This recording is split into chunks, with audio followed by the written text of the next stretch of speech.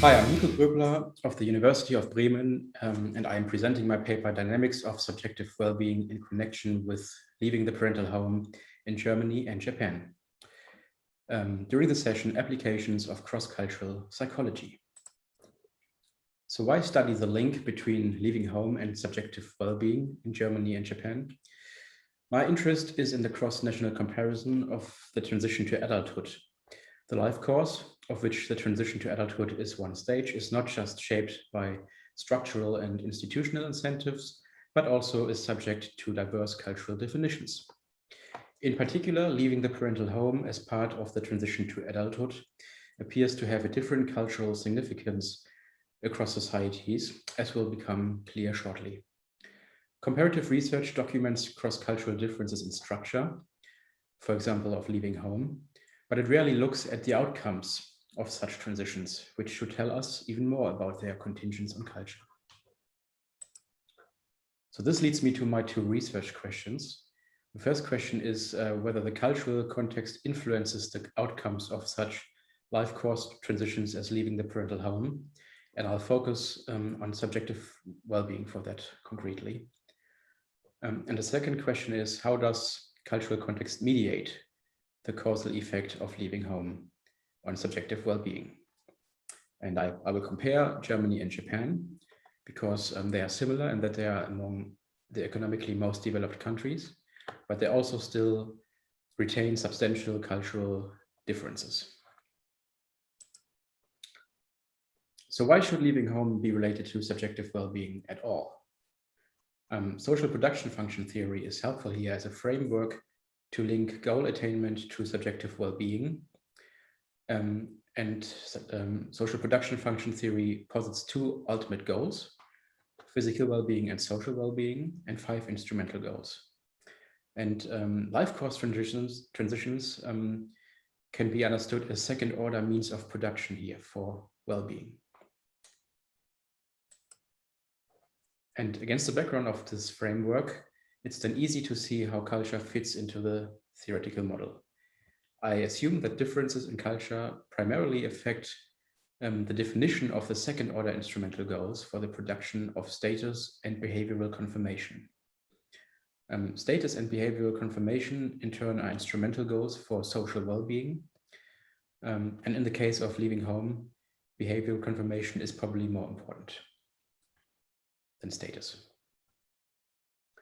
Leaving home may also facilitate the production of other instrumental goals, but I have no consistent assumptions about systematic cross-national differences here.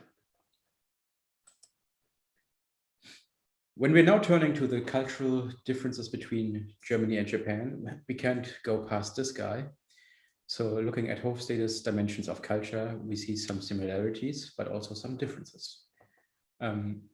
There's an obvious conceptual link between leaving home and the individualism collectivism dimension. And red indicates here a high value on the respective index, and the blue color indicates a low value on the respective index. So Japan scores low on individualism and Germany scores high on individualism. Meaningful differences can also be seen in the power distance index here. But I assume that these will only reinforce collectivist social norms and conformity in Japan.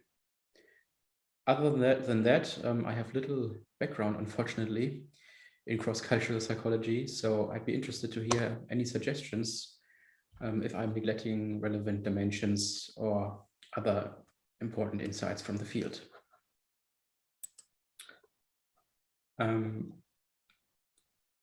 With respect to the independent-interdependent divide, I don't think I need to go into too much detail here. I will confine myself to this stylized contrast to highlight the two poles of the dimension.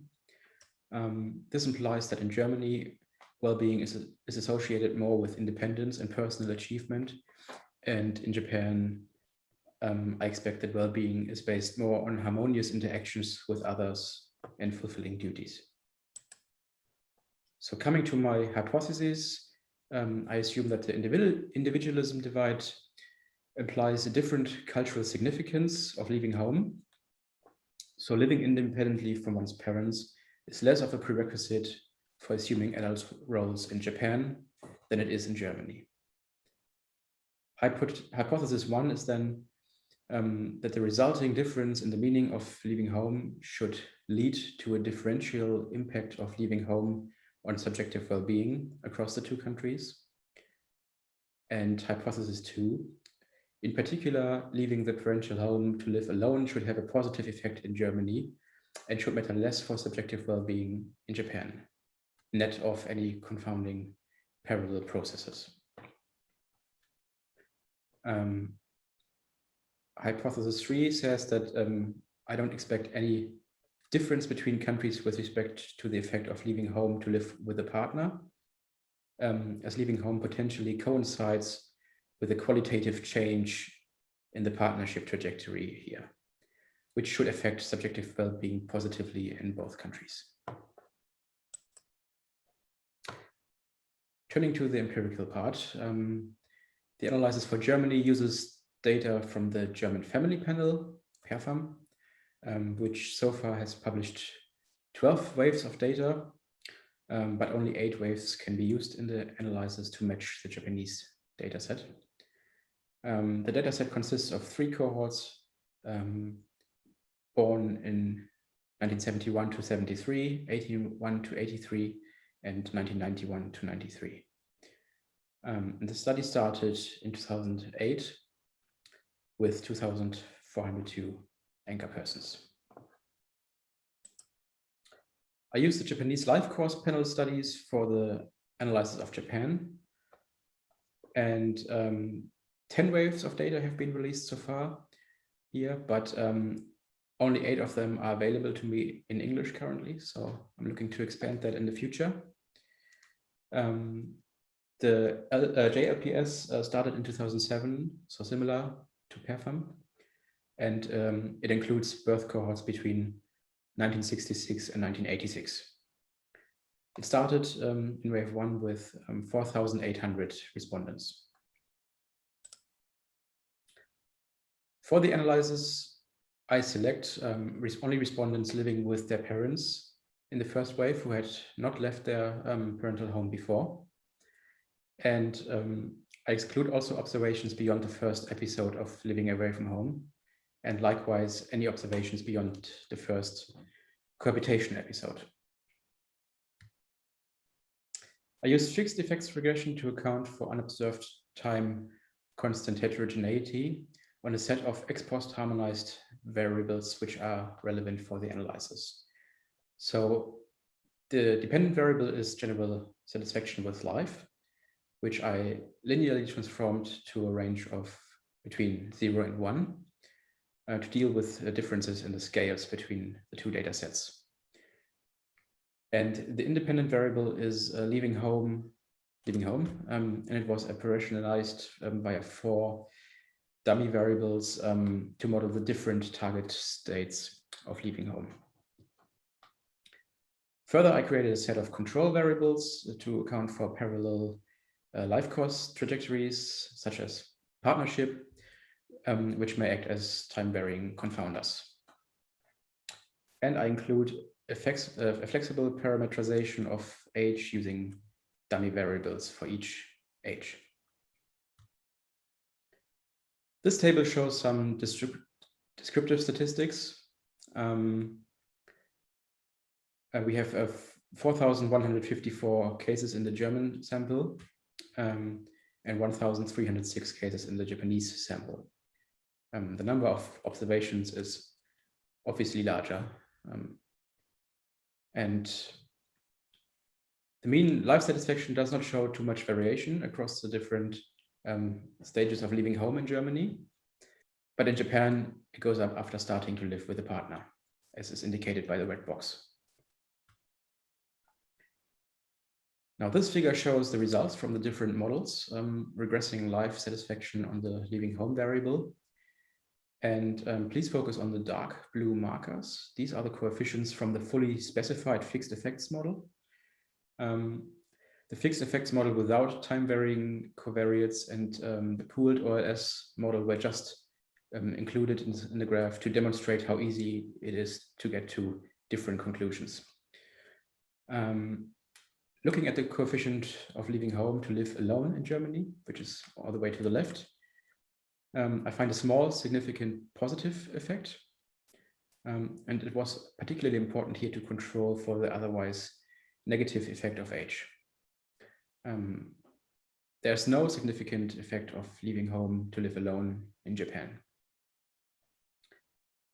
When leaving home with a partner is considered, or moving in with a partner after having already lived alone, there is also a small positive effect for Germany. However, it falls short of being significant for moving in together directly. In the Japanese sample, there is no such effect after controlling for partnership and especially marriage. Now, this graph shows the impact function of leaving home alone over time in Germany.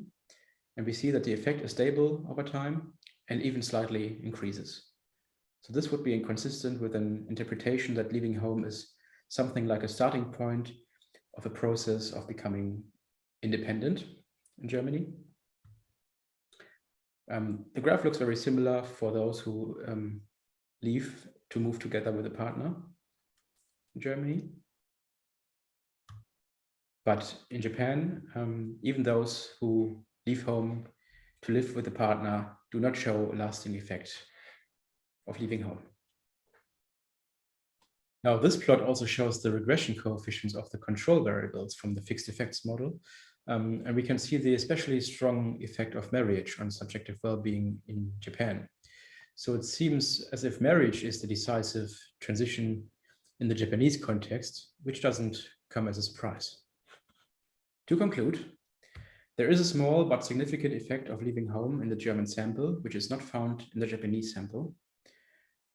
The results are in accordance with the theoretical predictions made on the basis of social production function theory and available evidence on cultural differences between Germany and Japan. The methodological approach I used by combining panel data with an indicator of subjective well-being permitted the revelation of the mediating role of social approval, which is culture. However, there are also limits to using subjective well-being as the outcome of interest, because people are unlikely to make choices that yield losses in subjective well-being.